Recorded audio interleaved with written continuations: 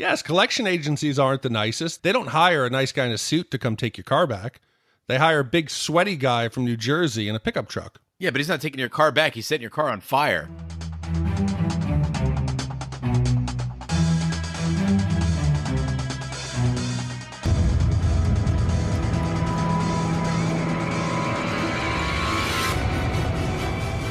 Welcome back to On the Throne, the Shat on TV podcast companion piece to the incomparable HBO series Game of Thrones.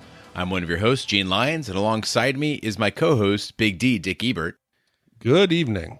And our third co-host, Roger Roper, could not be with us tonight. This is our fan email episode where we look back on the week's episode of Game of Thrones and provide our feedback on the top listener emails for the week, all part of a segment we like to call the Small Council. This week's episode was entitled The Queen's Justice. You listened to our ideas on Tuesday's Deep Dive. Now it's our turn to hear from you. A lot of good emails this week. I think with we're coming towards the finish line. The theories have become a lot more fragmented and people are becoming manic. And I really like some of the tinfoil that people are putting on their tinfoil crown. Yeah, so if you missed Tuesday's Deep Dive, Big D had a massive theory pointing out Varys as the mole inside a Dragonstone. The reason why the Lannisters always seem to be one step ahead. And we've had a lot of response to that. People saying that it's just happenstance. The Lannisters really are that good, that it makes sense. Some people are saying that they're pointing to other culprits. And even a few people are saying that it's just a result of bad writing. So we're going to talk about that. We'll also go over Jaime and Ned, the parallels between the two, which didn't strike me until I read this brilliant email. We've also got ideas on how Littlefinger will meet his demise, and a little bit of grumbling about Jorah's grayscale and how quickly it was resolved. And then finally, just a little bit of talk about Melisandre and also how time seems to shift on the television show differently than it does in the book. So it's a really, really rich segment. And of course, we'll have our actually corrections, which are getting smaller each week, Big D. I think we're getting it down. We're working on our pronunciation. I feel like we were kind of getting up to speed. Each podcast, we're feeling more and more comfortable with the subject matter. And I couldn't expect us to be perfect jumping out of the chute, but I think we're getting there. It's interesting. When we get criticism from people we don't really know that well, I just kind of brush it off. They're like, oh, you pronounced this wrong. You said that wrong. It's Sir Robert Strong, not Sir Robert the Strong. But man, when it's a listener who's been listening since Westworld and I have a one-on-one conversation with them via, Twitter, and they call out the pronunciation, I get really defensive, like surprisingly defensive. I'm like, well, come on, man. You don't even know how it's pronounced. It's in a book. No, I don't get defensive. I appreciate it. I take it serious and I try to be as accurate and professional as possible. That's why I'm disappointed in my wildlings so many times. But I got to tell you, reading through these emails, and you mentioned my theory about Varys, there's a couple emails where they're suggesting that some of the plot points that we're picking up are less writing or lack thereof. And it's raised some concerns and red flags in me that in the dash to the finish line, the attention to detail that we expected through the first 6 seasons just might not be there.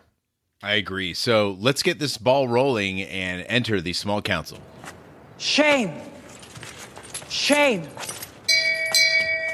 Shame. All right, we're starting off with a bang, a shot across the bow of the SS Big D. This one comes from Nick. It says, hey guys, first off, let me say that I really enjoy the work you guys do. I got hooked on your podcast during Westworld last fall, and I'm glad it's Thrones season. However, while listening to the Deep Dive podcast, I needed to pause it and prove Big D wrong on his whole Varys is a traitor theory. We can do this by looking at a number of points. I love emails with points. So point 1. Varys' conversation with Melisandre. When Varys looks all rattled because of what Mel told him, it most definitely has to go back to Varys' fear of the Red Priests and religion as a whole. Remember in Season 6 when Tyrion brought in the Red Priestess of Volantis, Kinvara, to make peace in Meereen, Varys was extremely skeptical, and Kinvara reminded Varys of what he saw in the flames that night he had his parts cut. Varys knows that Melisandre saw a similar, if not the same, vision about him in the flames when she says he is going to die here in Westeros. This has nothing to do with Melisandre being a force he cannot control, causing him to back Cersei and the Lannisters. Point 2. The timeline of Euron getting his fleet from King's Landing to Casterly Rock and Cersei talking to the Iron Banker, Big D states that Euron would have to have known to send his fleet to Casterly Rock right away in order to get to the Unsullied. This is not necessarily true. Pike, residency of the Ironborn, is literally right to the north of Casterly Rock. It is completely fair that Euron had part of his fleet that was still over at Pike go burn the Unsullied fleet. Also, even if Euron sailed his entire fleet from King's Landing to Casterly Rock, Cersei specifically mentions in her conversation with Tycho, the Iron Banker, to give her a fortnight for her to prove she can pay back the bank. When the Lannister army sacks Highgarden, they all of a sudden have enough gold to pay back their debts. So this could easily have taken a fortnight for Jaime to reach and sack Highgarden, as well as Euron reach Casterly Rock to destroy the Unsullied fleet. Point 3. The Lannisters actually have been outmaneuvering Tyrion. There is evidence of this from when Tywin told Cersei a few seasons ago that Casterly Rock was officially dry. No more gold in the rock equals not that valuable place for the Lannisters to keep, which is also seen in Jaime's conversation with Olenna at the end of the episode. It was a strategic move for Cersei and Jaime to pull their forces, knowing that Tyrion, who is unaware that the rock is dry considering he was never told, would try to take the Lannisters' stronghold. Also, going back to episode 2 of this season, Euron didn't need any intel to find Yara and the Sands fleet. King's Landing, which is where he was coming from, is literally across the bay from Dragonstone, which is where Yara was coming from. And it is completely reasonable to expect him to notice an entire fleet sailing south with Greyjoy sails flying. And point 4, Varys turning on Dany and helping Cersei with these war tactics would actually hurt the common folk. This is the point that I think debunks the theory that Varys is a traitor the most. Varys throughout the entire show has proven himself loyal to the realm over any individual king or queen. However, turning on Dany like this would actually cause so much death and destruction to the realm, destroying Dany's fleet essentially, along with ruining any plans for a siege of King's Landing, is going to make her be a dragon, which is going to mean her turning her dragons loose on Westeros, causing countless deaths that we can't even fathom for the common people. This would be a complete flip of Varys' character makeup, and something that I highly doubt the writers would want to do this late in the game. I'm sorry for all this, but I just shat all over Big D's theory. Still love you guys, keep up the good work, and that's Nick from Chicago. Okay, so I've been feverishly writing some notes here, and I'll try to take them on one at a time. Now, I want you to know, I started the day of the recording convinced it was Varys, and I started thinking, I said, no, it's not. I rewatched, and it was a few little elements that convinced me, yeah, it's possibly there. But we'll start with point 1. He doesn't just hate religion. He also has a fear that the Red Priestesses have a knowledge that he doesn't. You referenced the conversation he has with the Red Priestess, who talks about the time when his parts were removed and thrown in the fire. She points out to him, do you remember what you heard? Do you remember what the voice told you? Do you want me to tell you who said it? He's shocked. He's completely off balance. He knows that there is some force, whether it's religious, that it's not just the cause of his pain and suffering and what happened to him as a child. There's a potential for Melisandre to have knowledge, just like the other priestess did, that not even he knew. But we'll go to number 2. Talk about the fleet. The silence is in the center of that armada that is attacking the Unsullied ships. I don't think, knowing Euron as a character and the way he is, that he's going to let his command ship be crewed by someone else to go out and ambush the Unsullied. There's no way he lets somebody take captainship of that ship. You're talking about strategic, that we know that Casterly Rock has no value. Yes, that's true, but in order to ambush, you have to take that large asset of ships and have them sitting there waiting for a potential attack that might not come. We've already now risked and taken the 10,000 troops from Casterly Rock to go sack Highgarden. That leaves King's Landing exposed. Now let's juxtapose that to Stannis's potential attack on King's Landing in the Battle of Blackwater. How did the Lannisters react to that potential attack on King's Landing differently than Dany? Everyone thinks Dany's coming. So why this time are they so loosey-goosey and sending all their main assets away? It makes no sense unless they have a level of certainty that they'll be safe. 4, you're talking about why would Varys try to overthrow? It's going to be painful for the common folk. He's always had the realm at heart. You got to remember, the time when he served under Robert, Robert was a shitty king, but it was a general time of peace and prosperity. Compare King's Landing in season 1. People were doing quite well. So for him to undermine Robert shows that he doesn't always have the common folk's best intentions in mind. But I'm not bound to this as that this is going to happen. It was just, I was putting the pieces together as potential. Could very well be lazy writing, but not everything is always black and white. Some of my points could be wrong. Some could be right. It just seems that they're too on the ball strategically.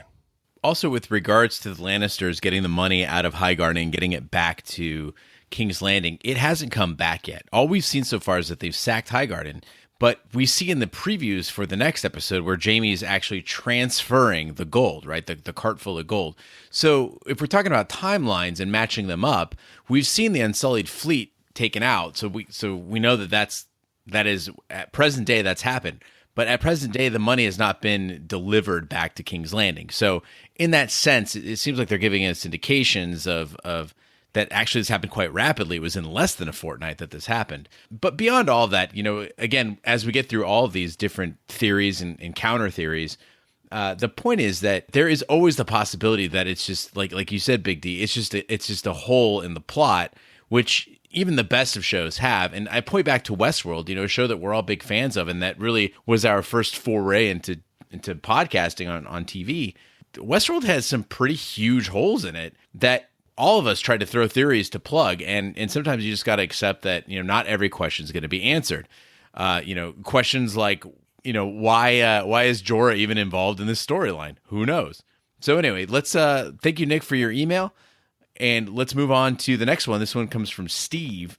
This is a short one. He says, during the deep dive podcast following the Queen's Justice, Gene neglected to include Theon amongst his list of possible traitors, and neither Big D nor Raj added Theon to the list.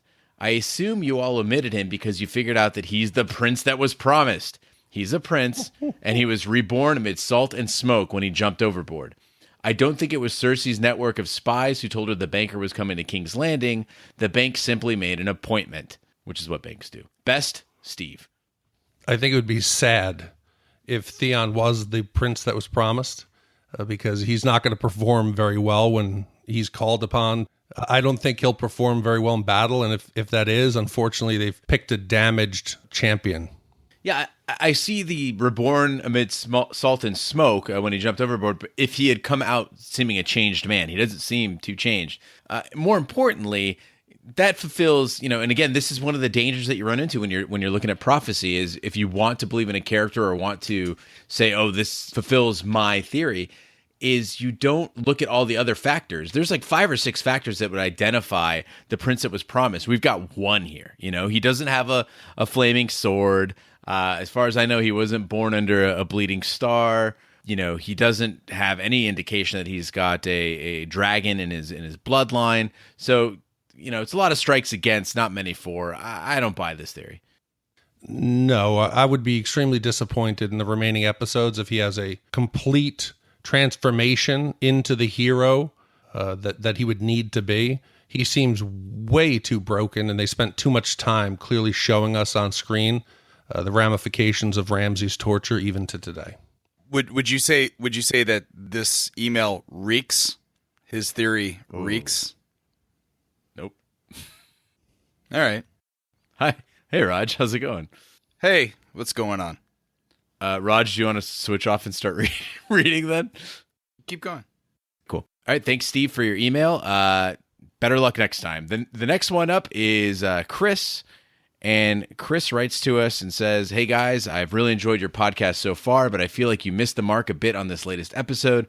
I'm not sure if you guys really believe these ludicrous theories of Tyrion or Varys being traitors, or if you're just filling the podcast with entertaining conversation. The more likely answer is the simplest, which is that the writing has become pretty terrible and the plotting and pacing is off the rails. Things used to happen in the show because it made sense that it would play out in that way in the world that the show or books created. This season, everything has happened because basically that's where they want the plot to go. Nonsensical things happen for dramatic flair and cinema, and that's fair to a point, but they've really beat us over the head with it. I can forgive that Euron builds a fleet in no time at all, and that he teleports around the ocean without respect to any sort of sensible timeline, but last episode, an entire fleet is caught completely by surprise and demolished because apparently they don't have anyone on lookout. This episode, Euron magically appears in the perfect time to ambush the Unsullied fleet. It's all way too convenient. Daenerys landing in Dragonstone makes zero sense and was done entirely for flair, and to set up the nonsensical plot of Yara's fleet getting ambushed and Dorne being taken off the board. Dorne was a pit stop on the way over from Slaver's Bay. It makes no sense to go all the way up to Dragonstone, a stone's throw from King's Landing, then go back down to Dorne. But the desired plot dictates events now, apparently. I really think trying to smash everything into so few episodes is really doing a disservice to the world and story they've built. Everyone has been waiting for this big clash in Westeros between these two powers, but they're just blazing through the story without giving any exposition to justify why things happen the way they do, other than this is the episode where the Lannisters win everything. There isn't a traitor at Dragonstone that would be too smart for this season so far. I really think it's just bad writing, which is a real disappointment. I'm surprised you guys haven't even touched on the missteps the writers have taken, but I hope when it turns out there is no good explanation other than bad plotting that you guys don't ignore it. Here's hoping I'm wrong and maybe there is a clever explanation for all this. Keep up the good work. Really enjoy the podcast. Chris. I share that same fear that we're going to look back once the show is done and view it almost in two halves, that the pre-season 7 was a slow plotting, detailed, really rich plot, and then towards the end they just sprinted to the finish line. And that's why we nitpick a lot of times, is because in the first 6 seasons things always would come back in the end. They would always have callbacks. Things didn't happen for no reason, and it appears now that sometimes they do, and they're playing a little fast and loose with timelines and the plot, and it's changing the show. I just hope in the end it comes to a satisfying ending. Yeah, but for every email that we receive of, oh, they're going too fast, how many, do we really need 3 episodes or 4 or 5 episodes where they center on Euron's sailors building ships for the attack? How many people have complained that the show moves too slow at times? Now, every episode is like an epic movie. I look forward to it now. And the freedom that they have, and, I don't know if this gentleman here is a book reader or not, but it seems to be the prevalent theme that we have for criticism of the way that the Double Ds have taken the show comes strictly from book purists and source material purists. And I think they have to understand that there are people who love this show that have never read the book, have no intention to ever read the books. They would rather sit and enjoy television that gives them action, adventure, suspense, intrigue, a little bit of zombies, a little bit of dragons, a little bit of fantasy, a little bit of sex, and compared to any other show, they're knocking it out of the park this season. I think one of the complaints, and I see it, is that people were accustomed to this feeling like a very mature show, in the sense that, despite all the tits and ass, they really saw it as a mature show that took its time, that developed things slowly, that required an adult level of patience. And you point back to Harrenhal, and when battle plans were being drawn and then battles were actually depicted. Think about the amount of time that they spent on Battle of the Bastards versus the sacking of Highgarden, or the attack on Casterly Rock. Now, Big D pointed out, and I agree, that you don't need to show us everything, that there are different ways to portray something. Like, for instance, if we've got to zip through Highgarden for a bigger battle later, and they're saving some hours here, precious minutes that are going to be used on something great like when the Silence attacks Yara's fleet, then, hey man, I'm all aboard. And I agree with you, Raj, that, we get complaints either way. I think back to American Gods. I think back to Taboo, when we would pick on those shows for issues they had, and people would write in and say, you're being too critical. So you can't win. There's always going to be somebody left out. Who's the writer here on this? Chris, if you really want a show that drags out exposition and nothing happens, go watch Taboo. Nothing happens throughout that entire show. There's a decent body count on Taboo. Is there? All right, compare the ending of Taboo to the first 9 episodes, right? Episode 10 was great. Had the rest of the show been like that, would have been fantastic. I guess the point that I'm making here is you're never going to make anyone happy, like you said, Gene. But specifically, Chris, Daenerys' landing in Dragonstone, I think, actually makes sense from a plot perspective. That's her homeland. That's the journey that she's been on for the last 6 seasons. Am I missing something here? I think what he's saying, though, is that they could have stopped along the way in Dorne and picked up the army. Why would they go to Dragonstone first and then send ships back to Dorne? It's on the way. Yeah, here's where I think people are going to have the problem. You're right, Raj. I agree. There's a place for both types of shows. It's just for 6 seasons, we've experienced one way, and the speed up is noticeable. So I think they're both good. I don't have necessarily a complaint. The show's entertaining. But if we had another full season, I think it would have been better in the end and more satisfying. Well, the rumors are that next season, or season 8, the final season, will be, I think, 90 minutes long each episode, even though there's 6. But each one will be 90 minutes. So it's like the equivalent of full season. So, I mean, listen, this was episode 3. We have 4 more remaining because there's 7 this season, 6 next. You have to go at this speed. You have to get the DeLorean up to 88 miles an hour in order to bring this thing across the finish line. Also, guys, get your TiVos cleared out for next season because it's gonna fuck up. If you have a ceiling on your TiVo, you're gonna be fucked. Did I say TiVo? Do people still use TiVo? The little click sound. All right, so thanks, Chris, for your email, and we do. I mean, I do agree with you that Big D had to work so hard on this theory that it is quite possible that it's absolutely not true, and the fact is it's just giant plot holes. But I hope it's not. I hope that they do surprise us as they did with the Casterly Rock twist. Next up, we have an email from Stacy. Stacy's a repeat writer from Indiana. Says, "I am thoroughly disgusted and disappointed with Jaime Lannister, which means I must have somewhat positive regard for him in order to be disgusted and disappointed, right? To quote Brienne of Tarth, I know there is honor in you, Sir Jaime. By comparison, I never once expected Ramsay Bolton to do the honorable thing. I still believe that Jaime Lannister is fundamentally an honorable character, but his damn colossal weakness is his sister. The man can't even make Cersei get off her knees." Then it hit me. Sister. My wheel started spinning and the list started growing until I came to the following conclusion. Can I get a drum roll, gentlemen?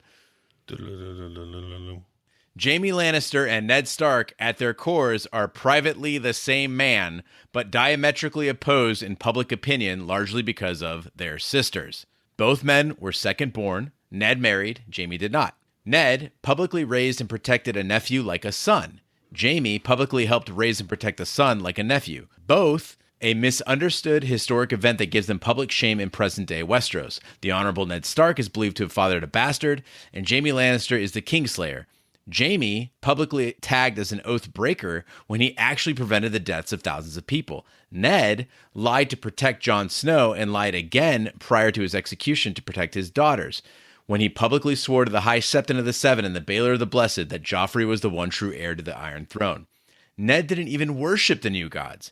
Legacy: Ned died early in present-day Westeros, but left multiple issue that will shape the future. Jaime is poised to live deep in the conflict, but leaves no issue.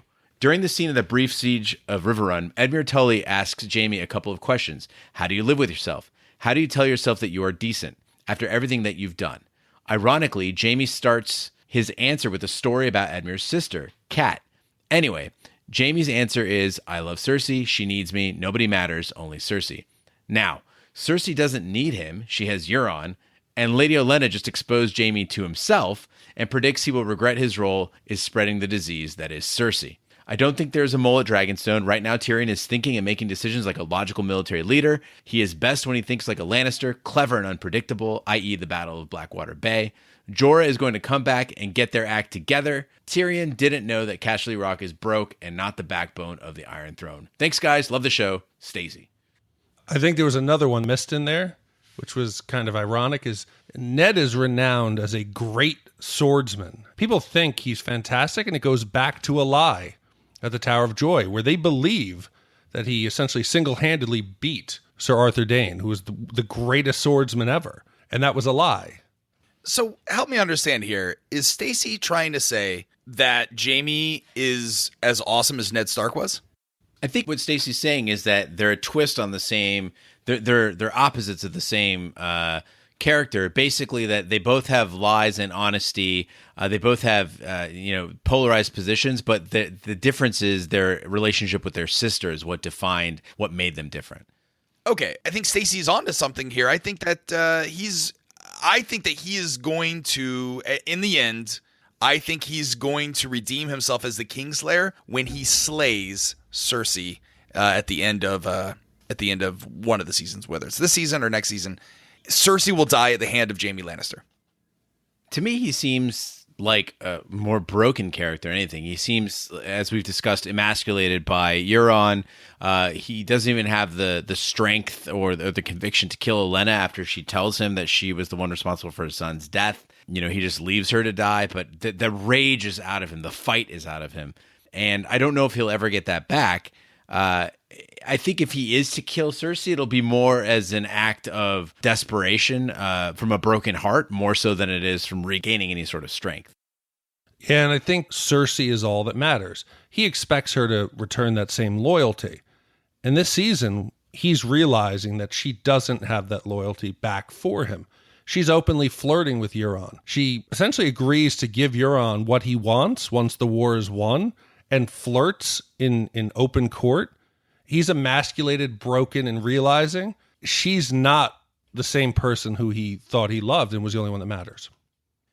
Is that the right term for it, though, being emasculated? Because I feel like what was done to Theon by Ramsay was emasculating, right? He, chopped off his man bits, the pillar and the stones, turned him into reek. All that really Cersei has done is just disappointing to Jaime. I think Jaime's finally starting to wake up, and I think he's trying to move back towards the path of righteousness and become the person he always wanted to be. Yeah, so let's just hope he doesn't push any more children out of windows, because there's not much time to fix it. Listen, Jaime, had you not pushed Bran out the window, everything would have been fine. Quick point of order for Gillian and all the other penis obsessed out there. To emasculate is to deprive a man of his male role or identity. So that's exactly what happened here. To cut off the penis alone, what happened to Euron is a penectomy. So penectomy is cutting off just the pillar, leaving the stones. Whoa, Euron got castrated too? No, Euron. I'm sorry. Theon. Sorry, Theon got a penectomy, not a castration. He still has his balls. Yeah, but he also went through a lot of emasculating situations. Yes, correct. Okay. All right. Got it. All right. Wow. All right. So let's get the hell out of this one. Next up is coming from Charlie from Boston. That's a cute name, Charlie. Hey guys, I think this episode gave us a subtle hint as to what the downfall of Littlefinger will be. If you go back and watch the scene where Sansa is running Winterfell like a boss, she asks Maester Wolkan if he knows how long the longest winter of the past 100 years was. He responds to her by saying that he doesn't know, but that he will check the records kept by Maester Luwin, and he further explains that Luwin kept excellent records. Now let's go back to the first episode of the series. A messenger was sent to Winterfell to deliver a message to Cat. The message was sent by her sister Lysa and claimed the Lannisters were involved in the death of her late husband Jon, and the king is in danger. Cat, realizing how sensitive the information was, burned the letter immediately after reading it. It wasn't until season 4 that we found out that the Lannisters were not involved in the murder of Jon, but that Littlefinger convinced Lysa to poison her husband and then send the letter to Cat implicating the Lannisters in this crime. The show is setting up for this letter to be the cause of Littlefinger's downfall. Maester Luwin very easily could have kept a record of this letter. If you go back and watch the scene from this past week's episode, Littlefinger gives a look to Maester Wolkan immediately after he mentions the extensive records that Maester Luwin kept. However, it is not the crime that will be Littlefinger's undoing, but the cover-up. He will get caught by Sansa or someone else trying to remove this information, but the answers to why won't be immediately clear. Bran, who just arrived at Winterfell, knows everything, but he needs context to fully understand what he knows. The combination of Bran knowing everything and Sansa finding out about the cover-up will give them the information necessary to expose Littlefinger. Looking forward to your show on Thursday. Best, Charlie from Boston. I like the theory. John was having trouble getting people to realize, things they can't see. And a lot of people think that Bran is going to reveal all the secrets and he's going to be able to tell who his Jon's parents were and maybe expose Littlefinger.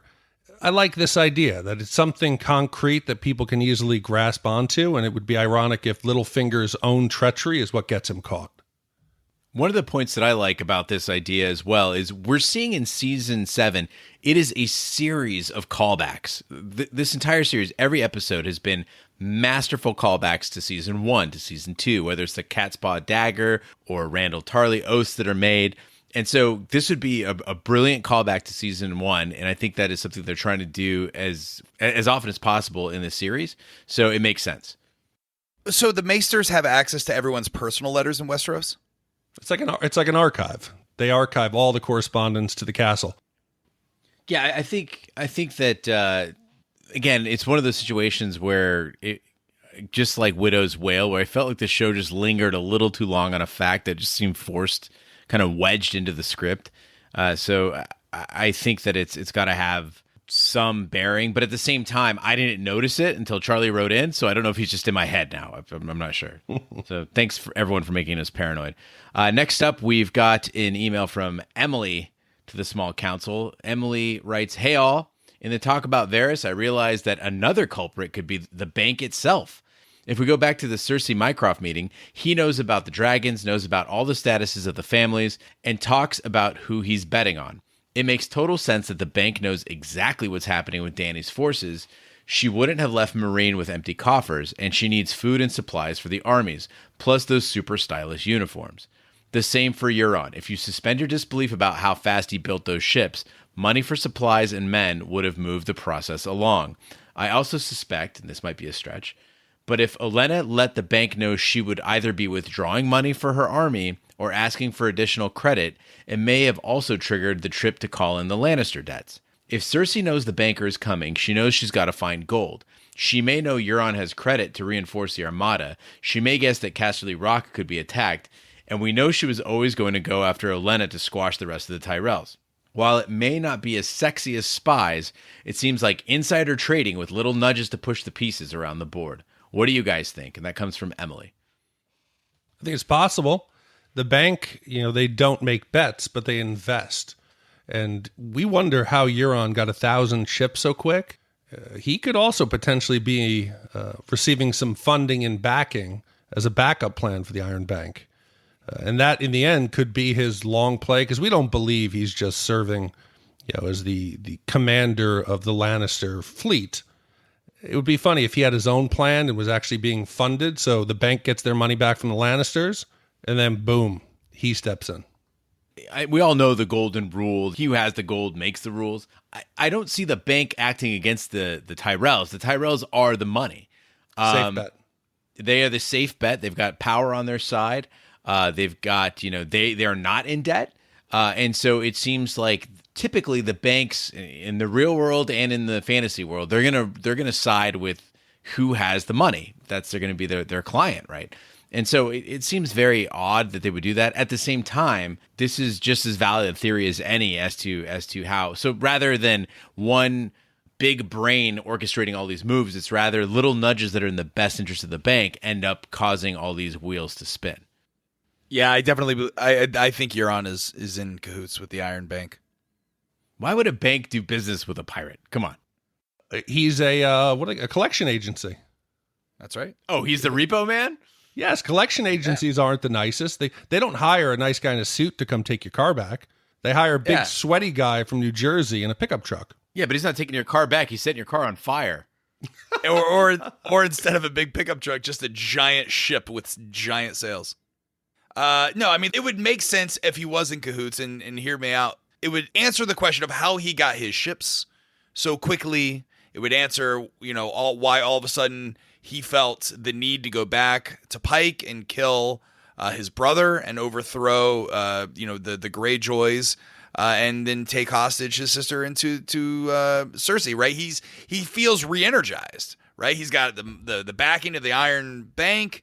Now he just needs everything that he's ever wanted in his life, which is a queen and to rule and all that stuff. So, yeah, I could totally see Euron in cahoots here. Emily, great email.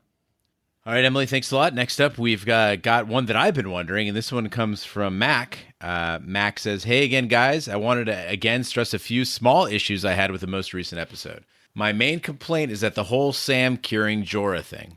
The fact that an inexperienced maester in training was able to heal a man with a severe case of grayscale in less than 24 hours, Archmaester mentioned in episode 2 that Jorah was being sent away the next day, is absolutely ludicrous. Grayscale is the most contagious and complex disease in Westeros. Hell, even the Archmaester himself does not know how to cure the disease. Even if you accept that Sam was somehow able to complete this impossible task in the short window, he should have been lauded as a prodigy, or at the least given a link for his chain. One of the main reasons I'm upset over the whole Sam and Jorah thing is because I cannot wrap my head around why the showrunners even bothered to give Jorah grayscale in the first place. He didn't seem to learn anything during his time in containment, and he was healed pretty quickly. I like the idea of Jorah and his disease having a bigger impact on the story, but now that he is cured, I find the whole storyline pointless. I would love to hear your thoughts on this and the role Jorah may have going forward. Thanks, guys, and keep up the good work, Mac. Well, you have to remember that Jorah was ready to end his life. And the only thing that kept him going was Daenerys and his love for her. And she made him promise that he would go get well and come back to her. In the end, I'm feeling that his journey wasn't so much his growth as a warrior or a leader as it was one of true love, what he's gone through for the love of a woman. That, we've heard some prophecies about someone having to sacrifice a loved one in order to make the ultimate sacrifice. I just hope it doesn't come down the end that Jorah's entire arc was to make him suffer and be forced to kill the one he loves. Yeah, if there's anything, again, we're consistently arguing the point of realism in a completely in a fantasy realm. Like, there's dragons, there's zombies, there's people who are risen from the dead from a red priestess that wears an amulet around her neck that keeps her young. So, I mean, realism is thrown out the door here. However, I will say this. It had to be done so that they could get through the next few episodes and wrap up this series. I do agree with you, Mac, because even in the books, Jorah does not actually... It's another character in the book.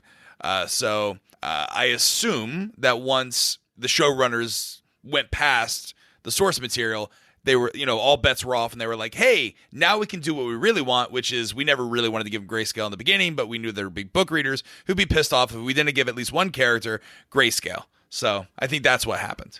So I've got 3 things to say about this. First of all, Jorah is an impossibly dull character. I don't know if anybody else feels the same, but I've been bored with him since day one. I just don't get the character. I don't get the appeal. I don't care about this romance storyline. Which is not to say that I don't care about romance in Game of Thrones, but rather that this is just a terrible, terrible storyline. But with regards to the grayscale, Raj, I mean, you mentioned this is a fantasy show, and I get that, but rules are laid out. We have rules that are established by the show in the first few seasons. And one of the things, we know that there's an entire area of Westeros where these stone men are quarantined. When you create a quarantine area... it's because you can't, heal the disease, so you're at least trying to give them a place where they can go. They've got them locked up in a room. If it was easy to cure this, they would be curing people left and right. So they've established it's incredibly complex, incredibly hard to cure. It's basically a death sentence. Only one known person that we've seen so far has even survived it, and she needed help from, all the healers in the world, essentially. So the rules are all laid out, and Sam comes in, reads the instructions like Forrest Gump, and just, all of a sudden... He's fine in less than 24 hours. It's just a little too much to believe. And again, I agree that if you're going to give somebody grayscale, you got to have a reason for it, or something that it does to him that changes him as a person. It could have at least fucked his face up or something. Well, I mean, this is just like a really bad case of like all over herpes, right? That's what grayscale is, right? I think by definition, if it's all over, it's bad. It's very bad. It's not good. Does herpes drive you insane? Yeah. I mean, yeah. Drives absolutely. the ladies insane. But I mean, I guess the point that I'm making here is that I agree with Eugene. He's kind of a boring character. He seems to only really care about Daenerys, but Daenerys doesn't want him. And I figured he would just go off and die, right? But is his character arc to progress Sam, or is it to progress Jorah, or is it to progress someone else like Dany? What is going to happen here? If I were one of the Macers, if I were in charge of the Citadel and I saw this guy, Sam, take the initiative, I wouldn't have him, copying books down. I'd be like, listen, more grayscale, more patience in here right away. Stat. But the Archmaester's got to give him those scrolls so he can get Chekhov's scrolls so he can solve the whole thing. So, and remember, he's got a Valyrian steel sword too. So maybe he gives it to Jorah. See, a worthy bearer of. See, I see. Okay, listen, I like where you're going. Keep going. But people are expecting all over social media. People are like, "Ooh, now that Jorah's good to go, he can, really shift the military strategy with Daenerys." Do we really want that? If everyone's saying that that's what they expect to happen, isn't that a little too easy? You're forgetting his total arc. He started out as a disgraced knight and slave owner, banished, to now come back and eventually save the world, that's the ultimate arc. There's about 5 other people on the show I'd rather have saved the world, and one of them is Theon. So anyway, thank you so much for your email, Mac. Next up, we're talking about time. This one comes from Daniel. Daniel says, from Austin, Texas, he says, when you consider the books versus show, you can really see a big difference on how the war is portrayed. In the first 3 seasons, the war on the 5 kings, George R.R. Martin was really thorough when it comes to major players planning their battles. You have Tywin at Harrenhal with his group of generals. You have Cersei and Joffrey with the small council. You have Robb Stark with the Northern Lords. Each player had their own group of strategists to plan each move along the chessboard. But now, since we're beyond the books, it seems the war planning is far less thorough, especially regarding Dany. I know they're speeding through this season faster than Littlefinger's jetpack, but I would like to get at least a few scenes, similar to the earlier seasons, of everyone discussing battle plans, planning the attack, learning why the last attack failed, etc. Those portions of the earlier seasons really provided an additional detail on how complex this Game of Thrones actually is. The other thing we need to ask is how much of the content is being sacrificed because the Double Ds have so much information they need to get out in so few episodes. I imagine it's difficult having to cut large sections of the overall storyline in order to fit more important scenes, but it does feel like we're getting the Cliff's Notes version of the story. If the War of the 5 Kings happened in Season 7, I feel like we wouldn't have gotten those great scenes with Tywin and Arya at Harrenhal, or Tyrion working the small council in order to find the real traitor. These were amazing plot points of the earlier seasons, and I can't help but think what could have been added to Season 7 if the Double Ds had just a few more episodes to work with. Just an observation. Love the show. Dan from Austin, Texas. No, I agree. We talked about it before. It's feeling rushed, but there's nothing you can do about it. You know, we have to deal with it, and we're holding Game of Thrones to the highest standard possible. In the end, it's still the best thing on TV. The writing's fantastic, but they're going to have to definitely do one of those, VH1 behind the scenes or whatever it is, once the show comes to an end, to see the infighting, what went on, to pare this down and kind of shove it in. And I also want to see what George thinks in the end of the product. I just want to explain to the audience what VH1 behind the scenes was for those who I knew before I even said it. I was walking into it. Who did it? Yahoo. Yeah, Yahoo. So I mean, listen, Dan, you can't have it both ways, right? I mean, did you like the Hobbit movie? Did you enjoy that? Did you love how they spread a small 300-page book across 3 movies? Did you enjoy that? Did you enjoy seeing every little detail be played out on screen? No, The Hobbit was fucking terrible. But Lord of the Rings was fucking good because each movie was its own, individual story pulled from the book, right? Great trilogy. And I think that's what's happening here. You're going to have a segment of the audience that will not be satisfied no matter what because they're so attached to the books. It's like, I guess if I could make a comparison, Gene, that you relate to, it's Harry Potter, right? Do you separate the books from the movies in your love of the Harry Potter universe? Absolutely. They're 2 different things. And why are they 2 different things? Oh, they're just presented differently. I mean, the movies are, they got a little more panache. You're seeing everything illustrated for you, but it doesn't have every single detail that the book does. Okay, but do you like both of them? Yeah, of course. Could you make that same comparison here? Yeah, but listen, this is like we've had for 6 seasons a fine dining experience. We've had a meal prepared. It's laid out. It's a 5-course fine dining. And now in the last half hour, they're telling us, hey, just shove it in your mouth. Just shove it in your mouth. We got to get out of here. He's not comparing the 2. They're both good. But we liked what we had before and a little pacing. I don't want to now just scarf it down instead of enjoying it like I did for the first half. So here's the thing, is if you look at what we have in seasons 7 and 8, right? Add that time up together. You got 9 hours coming up in the next season. You've got 7 hours in this season. That's 16 hours. Raj, you mentioned Lord of the Rings, right? That wasn't 16 hours long, was it? No, I think that was, well, it depends on if you watched Peter Jackson's director's cut. It felt like it. Or like Band of Brothers, right? Band of Brothers told an expansive, great huge story. It didn't feel rushed, and it was less than 17 hours. So I think the thing is they can wrap this all up and give us details and do it all in 17 hours. So the question is, we're acting like this has all got to get done in these in season 7. It doesn't. You still got another season to go. Slow down. Yeah, but what's going to happen in season 8 though, right? I'm excited for that. It's gonna be like battle every 5 minutes. I can't. They're gonna slow it down again. That's right. Slower. Look, I guess the best thing we can say, Dan, is just treat it like sex, man. Like there was the foreplay, we're just right into the hard thrusting now. So yeah, I do like what he says. I want a Littlefinger jetpack. That's what I want. All right, Dan, thanks for your email. Next up, we got Christina from Ohio. She says, Melisandre, as Varys points out, is actively avoiding Jon and Ser Davos. So why is she there overlooking Jon's entrance at all? Wouldn't it have been safer for her to tell Dany to summon Jon Snow and then just leave? Why stay and watch? Because Melisandre suspects that Jon may be a Targaryen. She watched his entrance to the castle with great interest and did not seem surprised at the reaction of the dragon to him. This, I believe, was the confirmation she was looking for, and it seemed to solidify some idea within her or some prophecy she has seen in the fire. She admits for the second or third time now that she made mistakes, terrible ones, and she tells Varys that her work is done and she is leaving because she is finished, whispering in the ears of kings. But she points out she will be back to die in this strange land, and so will Varys. Whatever prophecy was solidified by what she just saw on that cliff has given her the direction she is now going to follow to her own end. Melisandre tells Varys she is going to Volantis. This is the seat of the religion of the Lord of Light and where the Red Priestesses hail from. Could she be going there to tell the other priestesses what she has seen at Dragonstone and what she suspects or now knows of Jon Snow? Remember also that she has been at Winterfell for a time and has been in the crypt.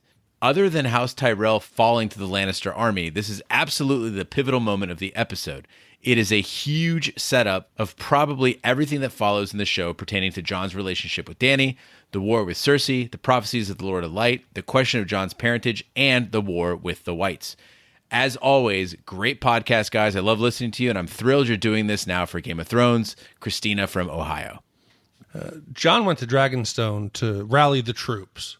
Melisandre knows what's coming. Could she be rallying the religious troops that she's going to Volantis to gather up all the red priests? I mean, wouldn't that be something helpful to tell Dany and Jon, like, hey guys, I'm gonna go, I'm gonna go rally them, and then they'd be cool. We got, I mean, I think that's something important that you would tell people especially if you're trying to gain their trust. What I don't understand is she's just been around Jon, like she was just with him. So why would she be waiting around to see him again? Is it just to see what he's like with dragons? Is it like when you're looking for a new stepdad? Did I miss something about the dragon's reaction to Jon Snow? Yeah. So he's. Oh, go ahead. Well, when they're doing the entrance and they're walking from the beach, the dragon swoops down, and people swear that there's like an acknowledgement. So dragons are attached to Targaryen blood? Like, what's the science behind that? Hold on, you just talked about a show that talks about zombies and the dead raising. No, let's get real, guys. Let's bring this into the real world. Okay, so here's how it is. You guys are dog owners. Yeah. Can't dogs sense people? We're dog caretakers. So maybe dragons can sense those who have a connection. The dire wolves have a connection to the Stark kids. Maybe dragons have some kind of connection to the Targaryens. Okay, so by that logic, is Tyrion also? You have the possibility because when he did meet the dragon in Meereen, yep, he was fairly confident. He might have been faking it, and the dragon reacted in a way that was quasi-positive. Didn't burn him. And also in his Raven to Jon Snow, he says all dwarves are bastards in their father's eyes. That's right. So, if Christina's logic is correct here, we might have multiple Targaryens hanging out in Dragonstone right now. Exactly 3. And guess how many dragons there are? Are there 3? Oh my god. Oh, it's all coming together. Jeez, I hope not. Anyway, but yeah, I do agree that Melisandre was there's something more to it. It's not the last we've seen of her, and I think that she will play a massive role in what's to come. Let's not forget just how powerful she is. She's been sort of humbled a bit, but she is still she's still massively powerful and a source of great change in Westeros. So it remains to be seen. But if she believes that Jon is the prince that was promised, wouldn't she still want to hang around to bring him back? I know he said get away, But if you had the power to resurrect the person who you believed would be the savior of the world, wouldn't you kind of want to hang out around in case you need to hit the reset button one more time? Well, I think the case was that she. Oh, you're saying to resurrect him if he should fall again? Yeah, say there's a battle and Jon goes down again. He can't tell you to stop. He's not going to wake up really pissed off if you bring him back again. Yeah, but if he's truly the Lord, if he's truly the champion of the Lord of Light, can he just bring himself back? Yeah, but shit happens between, here and the wall. All right, that's way too much conjecture there. So let's move on to Zach D. And Zach writes, what's up, guys? Well, swing and a miss on the Euron call. I don't see how he can go to Daenerys at all after roasting her fleet. I've been going over who has the strength and where it is to better understand what might happen coming up. I'm trying to figure out the numbers, and here's what I think so far, depending on how many Dothraki Dany brought over with her. So this is a rundown of the military sizes. Cersei and Jaime. They said that the Lannisters had 10,000 men at Casterly Rock. I'd figure they have at least 5,000 at King's Landing with gold cloaks and personal guards. The Reach was said to number up to 100,000 when Renly had their armies together. I will go out on a limb and say 50,000 for the sake of arguing, just to wars and people that have gone home to protect their own lands. So we could say the Lannisters with the Reach, Westerlands, King's Landing, and the Stormlands number around roughly 50,000 to 60,000, depending on losses at Highgarden and Casterly Rock. Euron also has 1,000 ships that are manned, so being generous, say an average of 30 a ship would be another 30,000. That makes it 80,000 to 90,000. Daenerys. Originally 8,000 Unsullied, probably around 6,000 or less. Now, there is no way she could have brought over 100,000 Dothraki, which is how many there were supposed to be at the beginning of the show. So let's say she brought over 30,000. So total men, let's say 30,000 to 40,000 and 3 big-ass dragons. All right, the North, the Vale, and the Wildlings. Poor Jon Snowgarian. Robb's force numbered roughly 20,000 Northmen. The Boltons made up a large part of that force, and many of their men and Jon's died at the Battle of the Bastards. The Vale is rumored to have been between 30,000 to 50,000. I'd say it's more like 20,000. The Wildling numbers are also suffering from the wars they've been fighting. I'd guess they're down to about 3,000 or 5,000. Overall, with Jon training women and men to fight, I would say that all these armies together would be lucky to fill out 20,000 to 25,000. Lucky. It is probably around 15,000. The question is, where do all the parties go from here? Jaime said that the Unsullied would have to leave Casterly Rock and make their way across Westeros on foot. I thought they would siege them in, but that doesn't seem to be the plan. I think that they'll try to catch the Unsullied while they are making their way back to Daenerys. Now, Jaime coming in with his forces from Highgarden, he would meet them somewhere most likely in the Riverlands. I would think somewhere between Stony Sept and God's Eye Lake. If they can catch the Unsullied alone in a foreign country and with no horses and less armor, this would be a bad deal for Grey Worm. I think Daenerys and Tyrion are going to realize that is the plan. I think this is where we are going to get our first open field battle between the armies. I do think Daenerys will be the early favorite with 3 dragons, but I also think Jaime and Randyll Tarly are going to be ready.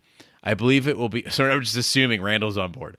I believe it'll be more of a stalemate with losses for both sides and most likely a dragon being injured. I think both regroup while Jon keeps screaming at them that they are wasting time and will all die if they don't get together to fight the army of the dead. Also, where the hell is Robert Arryn? Is he still in the Vale? If he is and anyone finds out about him, that is an easy way for someone to gain an army. Grabbing a lord while their army is away can't be too terribly hard. Keep it up, guys. Zach D. I hate to always bring real world strategies into it, but the big problem that they just don't seem to be addressing is supply chain. That's what always limit the ability of an army to advance. You can only go as far as you can supply the troops. I don't know how Daenerys is feeding all those troops on Dragonstone, or you get the Unsullied out there. Forget about the fact that they don't have any horses or they're out in the foreign land. How do you feed them?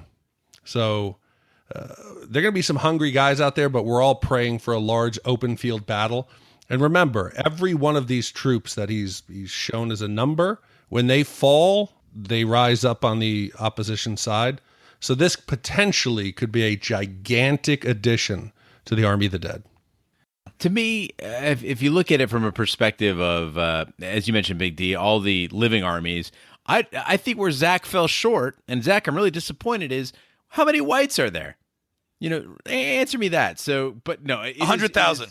500,000. Seems like a good number. Everybody who's ever died. 700 million. Plus, and then you got and giants. 700 million and 500,000. direwolves? 500 million, 700 million, 500,000, and 25. And finally, the children of the forest. No, you forgot about the horses. They have undead horses. Guys, come on. You know math's not my strong suit. No, horses actually are so pure at heart that they cannot be turned into whites. No, that's actually crazy. false. We've So seen them. We've seen them in the zombie show. horses. They're riding them. Yeah, there's zombie horses. Therefore, there's zombie dragons. Oh, God. Forget about that. What if we get a zombie direwolf? Oh God, I don't want Ghost to become a zombie. It'd be too expensive. Yeah. Yeah. No, Plus, agreed. you know how they have kind of that symbiotic bond? That would fuck with Jon's head. What with like the with the Starks? So you're saying Yeah. So you're saying in this world the wolves, just like the dragons, they sense who's a Stark and who's not? Have you been watching the show? They have a connection. That's how Ghost knew he was in trouble when Jon was being attacked by the White in the Lord Commander's chamber, and he burst through the door and saved him. They can tell. Thank you so much, Zach, for that insanely researched email. And finally, as if we haven't made enough mistakes already, we've got the actually segment. Raj, if you want to do the honors, and these are sent in to us via Twitter or email at hosts@shadontv.com. If you found any mistakes with what we've said so far or anything we've said this week, or have any points of clarification, please email us and let us know, or hit us up on Twitter at ShadowonTV. Yeah, if there's anything more that nerds love than Game of Thrones, it's correcting other people who watch Game of Thrones. So that's where this comes from. Our first actually starts off with actually Sansa is pronounced either way. Many of the characters say it one way or the other, possibly based on where their accent tends to be from, and it's Olenna, not Olena, and that comes from Huck. I believe she's talking straight to you, Big D. What, for Olena? Yeah, Olena was they made like potato chips with that. It caused anal leakage. That's right. That was Olestra. That was Olistra. It was Olestra. Oh, more Olestra. That's gonna make it. Then I'm gonna start calling her Olestra. No, so Olena. Well, she's dead. It doesn't matter. Yeah, it doesn't matter. Yeah, okay. Next up, we've got one from Matthew, which we've mentioned earlier in this episode. Actually, Jaime didn't have sex with Cersei next to their dead son. He raped her. You're absolutely correct, Matthew. Thank you for pointing that out. Actually. Well, this one comes. No, come on. What? Yeah. Actually. Okay, well, this one comes from Wilfredo.